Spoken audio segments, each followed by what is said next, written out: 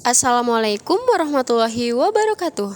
Halo teman-teman, perkenalkan aku Elsyafia Ramadhani dengan NIM 2303020003 dari kampus Politeknik Prasetya Mandiri Kampus Utama Bogor. Di pertemuan kali ini aku bakal jelasin materi tentang sumber pendanaan jangka pendek dan jangka panjang. Sebelum lanjut masuk ke materi, aku bakal jelasin nih apa aja sih yang akan dibahas di pertemuan kali ini. Yang akan dibahas ada 2 poin. Yang pertama ada pendanaan jangka panjang, dengan poin yang pertama yaitu manajemen pendanaan jangka pendek, yang kedua pengertian pendanaan jangka pendek, dan yang terakhir jenis-jenis pendanaan jangka pendek. Kemudian yang kedua adalah pendanaan jangka panjang, dengan poin yang pertama pengertian pendanaan jangka panjang, yang kedua pengertian obligasi, yang ketiga jenis-jenis obligasi, yang keempat penarikan kembali obligasi, yang kelima pengertian saham preference, yang keenam jenis-jenis saham preference, yang ketujuh apa itu saham biasa, dan yang terakhir istilah-istilah saham biasa. Oke, next. Sumber pendanaan jangka pendek. Yang pertama, manajemen keuangan jangka pendek. Manajemen keuangan jangka pendek merupakan pengelolaan aktiva lancar seperti kas, surat berharga, piutang, persediaan, dan pasifa lancar perusahaan seperti hutang dagang, wesel bayar, kewajiban yang harus masih dibayar, untuk mencapai keseimbangan antara laba resiko agar memberi kontribusi nilai positif terhadap nilai perusahaan. Kemudian yang kedua, pengertian pendanaan jangka pendek. Pendanaan jangka pendek atau short term financing merupakan hutang dengan jangka waktu 1 tahun atau kurang yang digunakan untuk memenuhi kebutuhan musiman dan aktiva lancar serta sebagai modal kerja perusahaan. Selanjutnya ada jenis-jenis pendanaan jangka pendek. Jenis-jenis pendanaan jangka pendek ada 2. Yang pertama yaitu account payable atau bisa disebut dengan hutang dagang.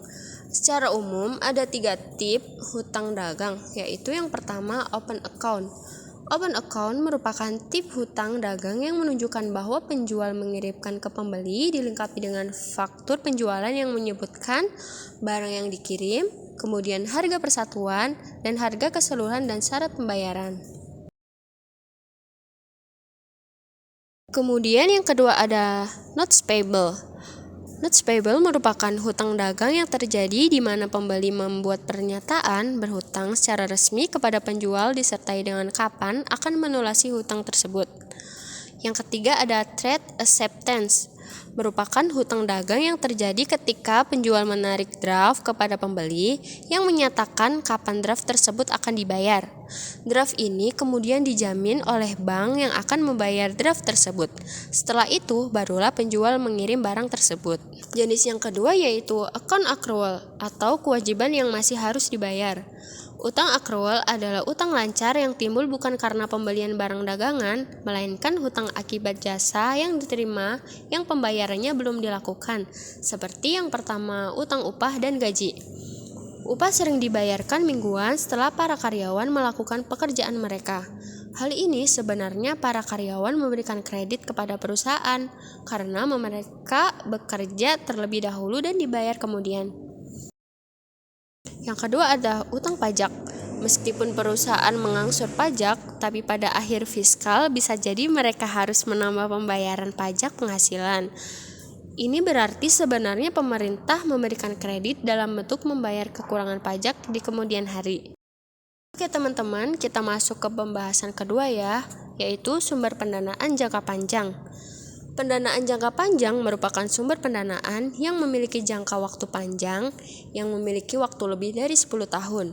Sumber pendanaan jangka panjang ada yang memiliki jangka waktu tertentu atau jangka waktu jatuh tempo seperti obligasi dan hutang jangka panjang di bank, serta sumber jangka panjang tidak memiliki jangka waktu seperti modal sendiri dan saham biasa.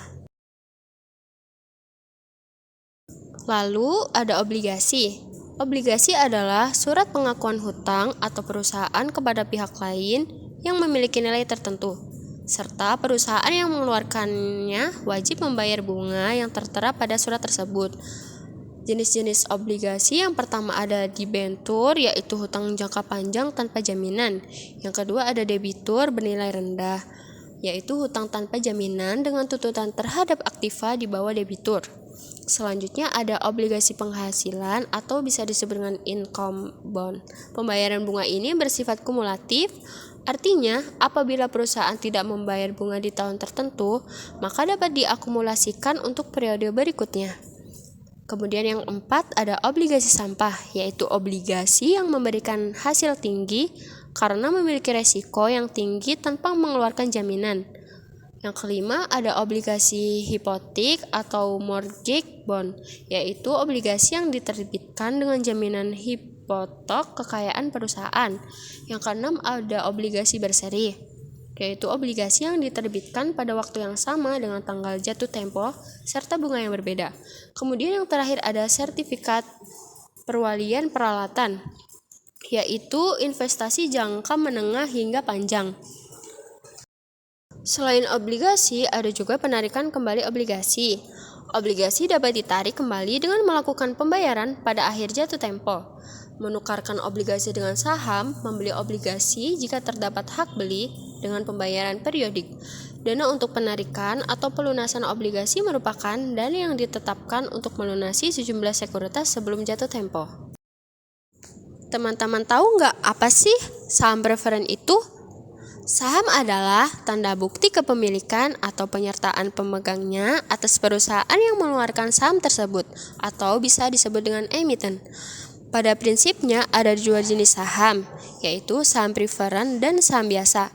Saham preferen merupakan pendanaan yang memiliki sifat kombinasi antara hutang dan saham biasa.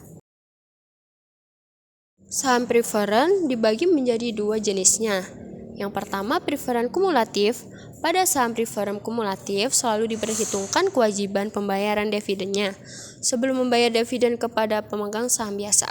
Kemudian yang kedua ada preferen partisipasi. Saham preferen partisipasi merupakan saham preferen di mana pemiliknya juga berhak menerima dividen tambahan jika pemilik saham biasa juga menerima dividen tambahan. Selain terdapat saham preferen, di sini juga terdapat saham biasa. Pemegang saham biasanya perusahaan merupakan pemilik akhir perusahaan. Jika terjadi likuidasi, pemegang saham biasa memiliki hak atau sisa tuntutan terhadap aktiva perusahaan setelah tuntutan kreditur. Dan pemegang saham preferen dipenuhi seluruhnya. Saham biasa tidak memiliki jatuh tempo, namun pemegang saham dapat melikuidasi investasinya dengan menjual saham yang dimiliki pada pasar sekunder. Saham biasa juga memiliki istilah loh. Yang pertama ada saham diotorisasi, yaitu jumlah maksimum yang dapat diterbitkan perusahaan tanpa mengubah anggaran dasar. Kemudian ada istilah nilai nominal, yaitu saham ini sering disebut nilai pari, merupakan angka yang dicatat pada anggaran dasar perusahaan dan tidak memiliki nilai ekonomis yang berarti. Istilah selanjutnya yaitu nilai buku dan nilai likuidasi. Hubungan antara nilai buku per lembar saham dengan nilai likuidasi saham perusahaan. Seringkali aktiva ini dijual di bawah nilai buku terutama saat terjadi biaya likuidasi. Yang terakhir yaitu nilai pasar. Pada umumnya, saham baru akan diperdagangkan pada pasar saham tidak resmi atau over-the-counter market, di mana satu atau lebih penjual saham mempertahankan sejumlah persediaan saham biasa dan membeli serta menjual saham tersebut pada harga yang ditetapkan oleh penjual. Sekian materi yang dapat aku sampaikan, semoga bermanfaat ya teman-teman. Wassalamualaikum warahmatullahi wabarakatuh. Dadah.